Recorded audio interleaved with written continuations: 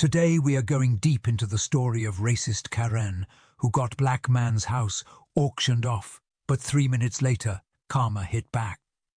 The humid air hung thick and heavy over Pleasantville, a town that, despite its name, was often anything but. If you're enjoying this story, please make sure you are subscribing and following for more updates. Your support is greatly appreciated. For Arthur Jenkins, a retired teacher with a warm smile and a garden overflowing with roses, Pleasantville had been home for the past 30 years.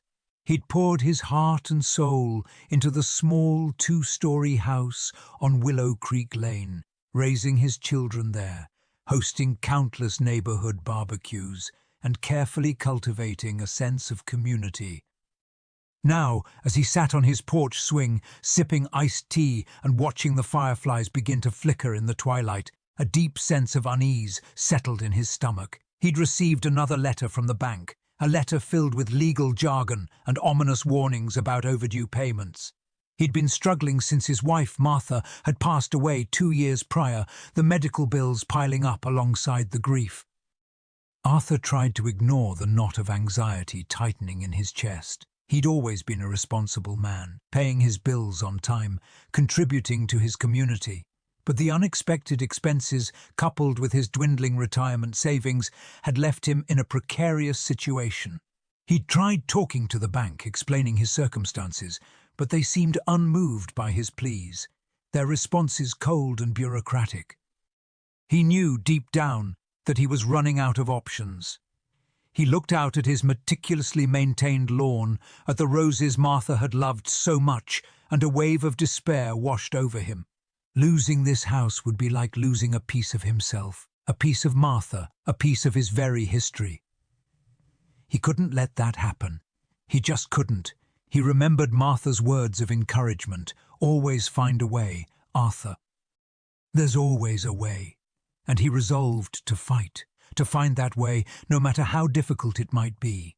He would reach out to his children, explore every avenue, exhaust every possibility before allowing his home, his sanctuary, to be taken from him. The fireflies danced on, oblivious to the silent. Battle raging within Arthur, a battle for his home, his memories, and his future. He stood up from the porch swing, a new resolve hardening his gaze, and went inside, determined to face whatever challenges lay ahead. He sat at his desk, pulled out a stack of papers, and began making calls, hoping against hope that someone, somewhere, would listen and understand. The phone calls went unanswered, or worse, were met with polite but firm rejections. Each "We're sorry, but we can't help you," chipped away at Arthur's resolve, leaving him feeling increasingly isolated and desperate. His children, bless their hearts, were doing all they could.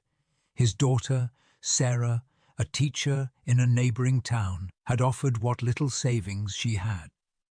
His son, Michael, a struggling musician in the city, was frantically trying to organize a benefit concert. But it wasn't enough. The auction date loomed, a dark cloud hanging over his every thought.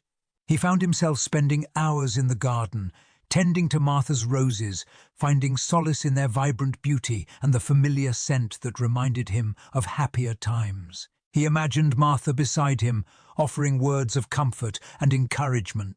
He needed a miracle. Then, one sweltering afternoon, a shiny black SUV pulled up to the curb in front of his house. A woman emerged, tall and impeccably dressed, her face hidden behind large, designer sunglasses. She exuded an air of confidence, almost arrogance, as she strode towards his porch. "Mr. Jenkins," she asked, her voice crisp and businesslike. "I'm Brenda Sterling. I represent Sterling Investments." Arthur, his heart sinking, braced himself for the inevitable. He'd heard rumors about Sterling Investments, a company known for buying up distressed properties and flipping them for a hefty profit. Brenda Sterling was rumored to be ruthless, a shark in the real estate world. "I understand you're facing some financial difficulties," Brenda said, her gaze sweeping over the house and yard as if assessing its value. "Sterling Investments is prepared to make you an offer for your property." Arthur straightened his shoulders, a flicker of defiance in his eyes. "This house isn't just a property, Mrs. Sterling. It's my home. Everything is negotiable, Mr. Jenkins. We're prepared to offer you a fair market value, plus a small bonus for a quick sale.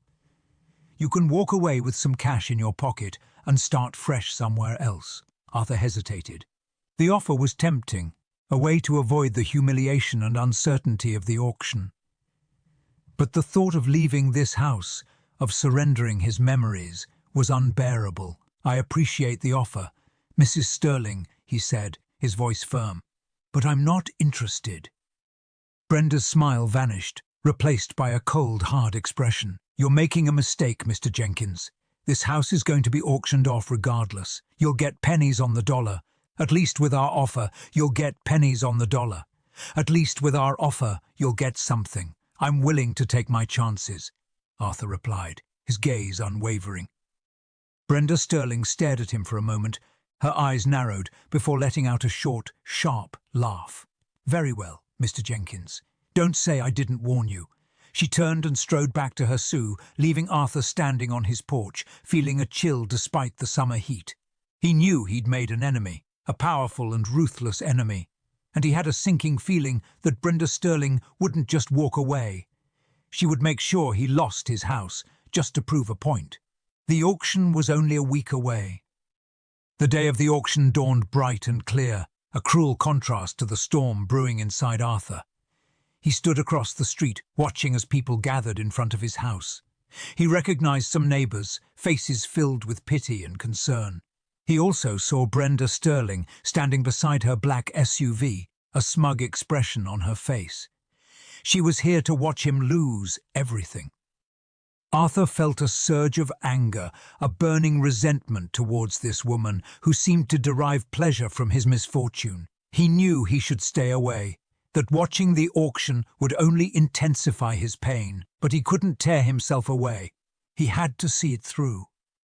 The auctioneer, a slick-haired man with a booming voice, began the proceedings.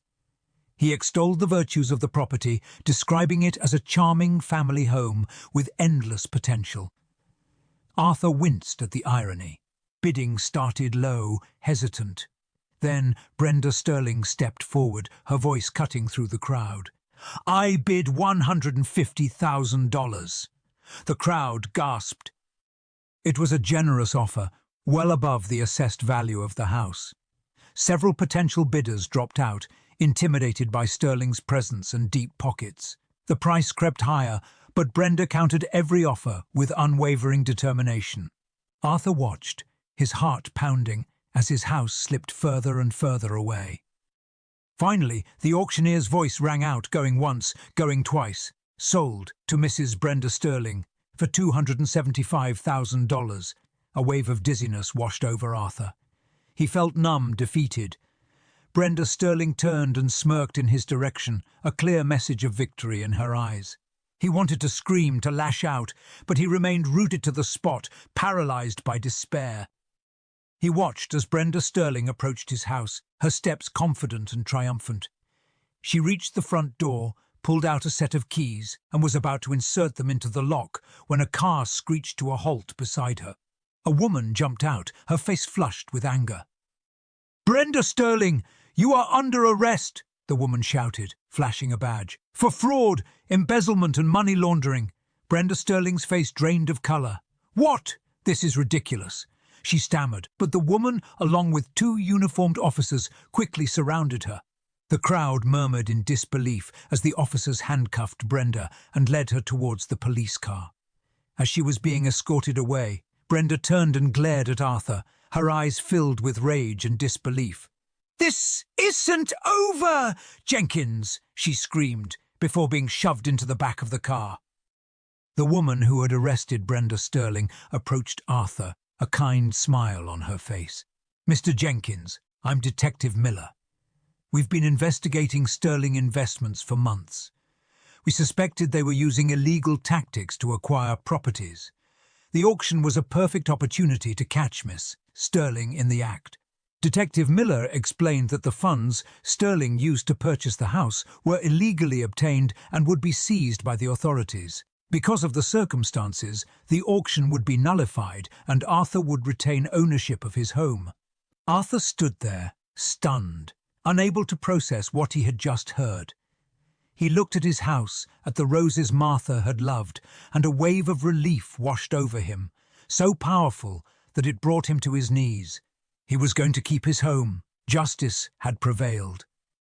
If you're enjoying this story, please consider subscribing and following for more updates. Your support is greatly appreciated. More is coming.